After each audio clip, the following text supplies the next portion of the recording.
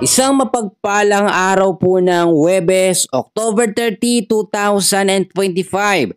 Kabayan, meron tayong pinaka-latest na weather update sa lagay ng ating panahon. But before that, please don't forget to like and subscribe and then pahit na rin ng notification bell. Maraming salamat po. Ito po mga kaibigan, isang bagong low pressure area ang nabuo na po sa loob ng ating Philippine Area of Responsibility. Ito pong low pressure area na ito ay nandito po sa may bandang silangan po ng Mindanao. Mataas ang chance ang pumasok ito sa ating Philippine Area of Responsibility by next week at posibleng maging unang bagyo sa buwan po ng Nobyembre. So may mga pagbabago pa yan, so kinakailangan po natin mag-antabay. Inaasahang lalapit ito sa bahagi po ng Eastern Visayas or Bicol region sa unang linggo po ng November.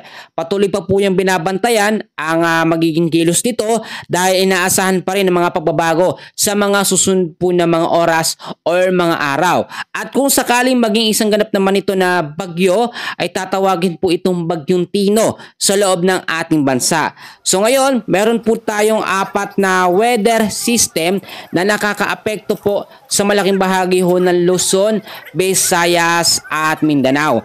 Sa tinatawag po natin na forecast weather condition ay meron po tayong ITCC, meron tayong easterlies, north east monsoon at meron din tayong easterlies. Sa forecast weather condition natin, dito po sa area ng Metro Manila, Visayas, Mindanao, Calabarzon, Mimaropa at Bicol region ay patuloy po makakaranas ng cloudy skies with scattered rains and thunderstorms dahil po yan sa ITCC o Intertropical Convergence Zone.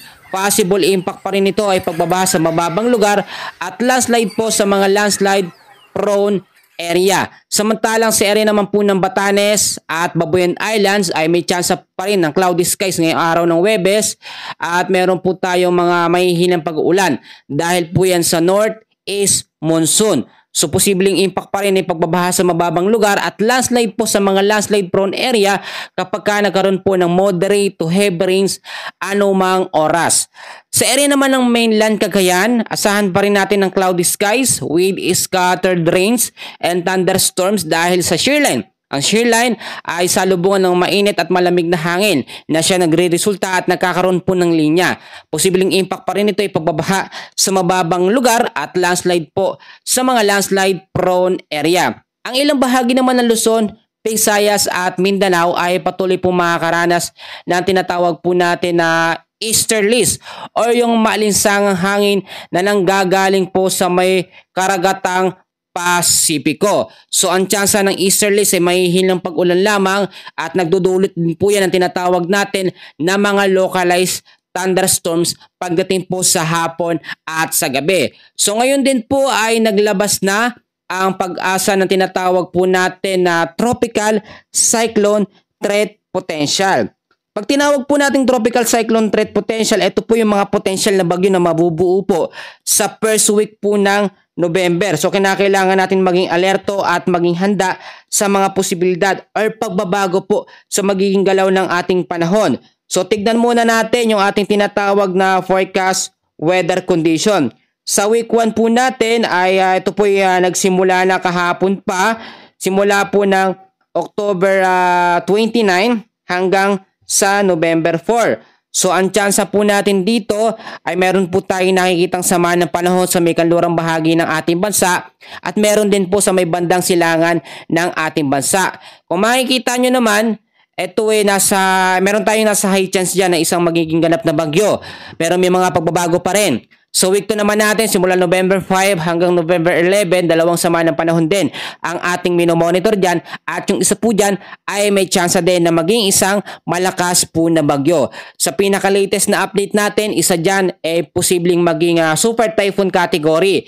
Pero lagi kong pinapaalala na may mga tsansa pa ng malaking pagbabago sa kilos at galaw ng bagyo. Kahit po sa advanced weather forecast natin na nakikitang magiging malakas po na bagyo, ito pong sama ng panahon na ating monitor, may mga tsansa pa yung magbago. Kung nabalitaan nyo na nung mga nakaraan sa update na rin ng Pag-asa, merong mga nagsasabi na meron dalawang super typhoon category. Actually, chinik nating mabuti yon sa advanced weather forecast natin at nakita ho natin. Meron tayong nakita na sama ng panahon or nasa high risk na category na magiging malakas na bagyo, pero hindi pa natin masasabi as of now kung ito yung magiging isang super typhoon category. So kailan nga ba natin mako-consider at masasabi na super typhoon ang isang bagyo? Kapag yan po ay nasa area na ng ating Philippine Area of Responsibility at kapag yan ay meron ng tinatawag na area of probability. Ang area of probability, ito po yung linya o dinadaanan po ng bagyo,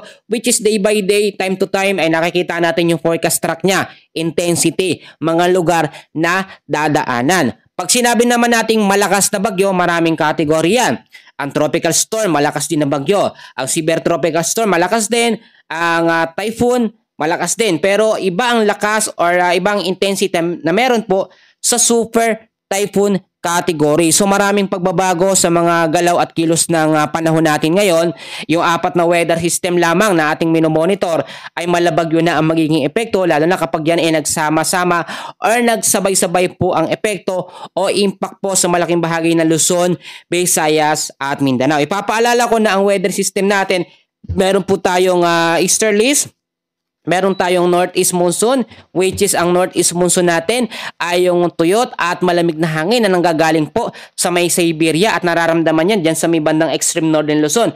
Pero inaasahan sa first week hanggang sa second week po ng November ay mas bababa pa ang amihan or northeast monsoon dito po sa may Visayas area at maaapektuhan yan bandang dulo or by next year na mas maaapektuhan naman ang area ng Mindanao. So may mga senaryo pa rin tayong kino-consider. Kapag nawala na, fully developed na itong northeast monsoon, mawawala na ho ang epekto ng easterlies.